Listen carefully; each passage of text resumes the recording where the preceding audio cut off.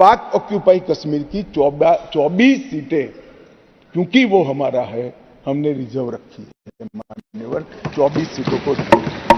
इस तरह से पहले 107 सीटें जम्मू कश्मीर विधानसभा में थी, अब 114 सीटें हुई है। The Indian Home Minister staked a claim over Azad Jammu and Kashmir while addressing the Indian Parliament. Narendra Modi की हुकूमत इलेक्शन से पहले पाकिस्तान के किसी इलाके पर कब्जा कर लेती है, या गिलगित बल्तिस्तान या कश्मीर को भारत का हिस्सा बना लेती है, तो फिर दुनिया की कोई ताकत उसको अगला इलेक्शन जीतने से नहीं रोक सकती। नहीं, मैं मानता हूं कि पाकिस्तान ऑक्यूपाई कश्मीर पर अनधिकृत कब्जा है और ये भारत का एक हिस्सा है, तो उसको लेने का इरादा है हमारा। इरादा मैं आपको बता दूंगा ऐसे कार्यक्रम में। मैं सिर्फ ये अर्ज करता चलूं कि 3 मरतबा पाकिस्तान पे कश्मीर की वजह से जंग तोपी गई जो हमने लड़ी है। अगर 30 मरतबा पाकिस्तान पे ये जंग थोपी जाएगी, हम 300 मरतबा लड़ने के लिए तैयार हैं। पाकिस्तान के care taker prime minister Anwarul हक काकड़ ने कश्मीर असेंबली में जाके एक बड़ी हैरान कर देने वाली स्टेटमेंट दी। उन्होंने बोला है कि हम कश्मीर के लिए इंडिया से 300 जंगें लड़ने के लिए तैयार हैं। अब पाकिस्तानी चाहे या ना चाहे, आपको गज़वा हिंद में भारत के खिलाफ जाना पड़ेगा। भारत आने वाला है, मोदी आने वाला है, वो हलाको खान बनकर आएगा। बहुत बुरी तरह सफाई होगी यहाँ पर। पहले 3-4 जंगें कश्मीर के नाम पे हुई, क्या उसकी रियल हिस्ट्री, क्या उसकी रियलिटी पाकिस्तान की पब्लिक को बताई जाती है? पाकिस्तान पे जंग नहीं इंडिया ने सौंपी, बल्कि तीनों जंगें जो हैं पाकिस्तान ने शुरू की हैं।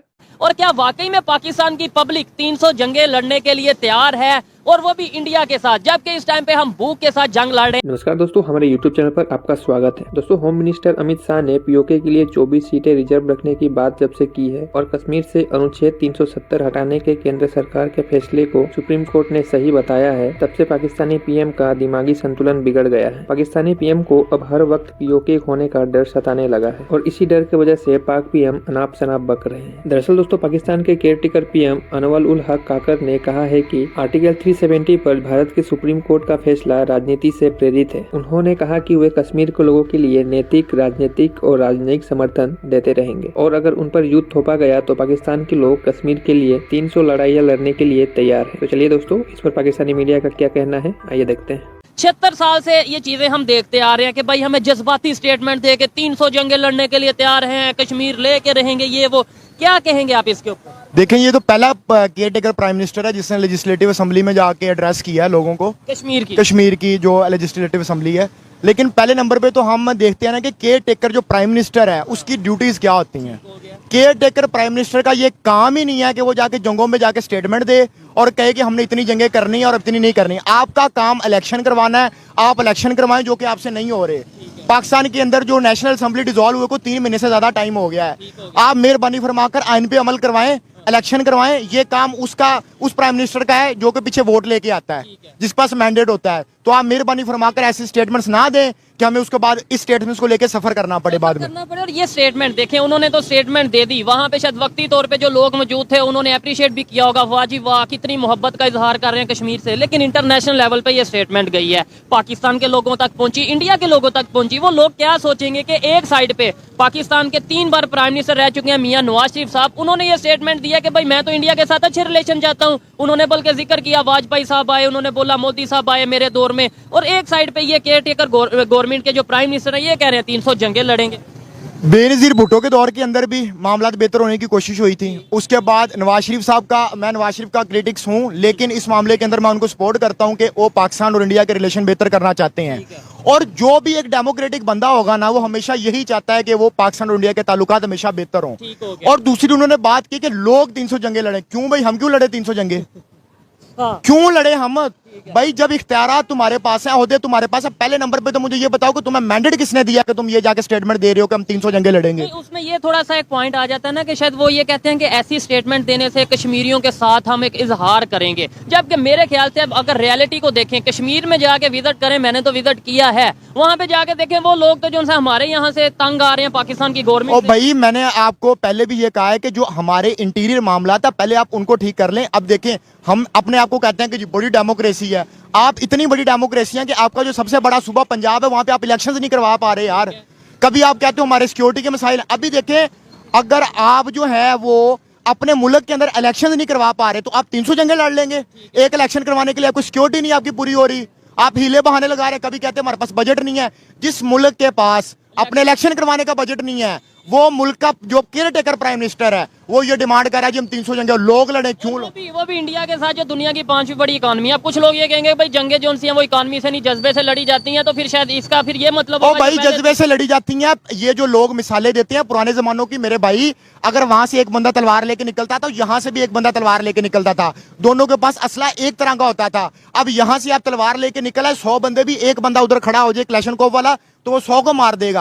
आपने पहले असले के मुकाबले के अंदर आपने अपने आप को तैयार करना है। और आप टेक्नोलॉजी में दिलशाद भाई जंग की बात ही नहीं करनी। मैं इस चीज से एग्री करता हूँ कि भाई मैं ओपनली कहता हूँ कि इंडिया से मुकाबला करना है, लेकिन टेक्नोलॉजी में मैं कहता हूँ, एजुकेशन में, हेल्थ में, इंफ्रास्ट्रक्चर में, IT में, उधर को कोई नहीं आता। क्या बेहतर होता है कि भाई असेंबली में खड़े होकर ये कहते हैं कि भाई जंगों का दौर खत्म हो गया है, अब हम इंडिया से मुकाबला करेंगे टेक्नोलॉजी में। यकीन माने मैं भी अप्रिशिएट करता हूँ, इवन इंडिया के लोग। हमारे जो केयर टेकर प्राइम मिनिस्टर काकड़ साहब हैं, उनकी एक स्पीच इस वक्त बहुत वायरल हो रही है और सोशल मीडिया पे भी उसको डिस्कस किया जा रहा है।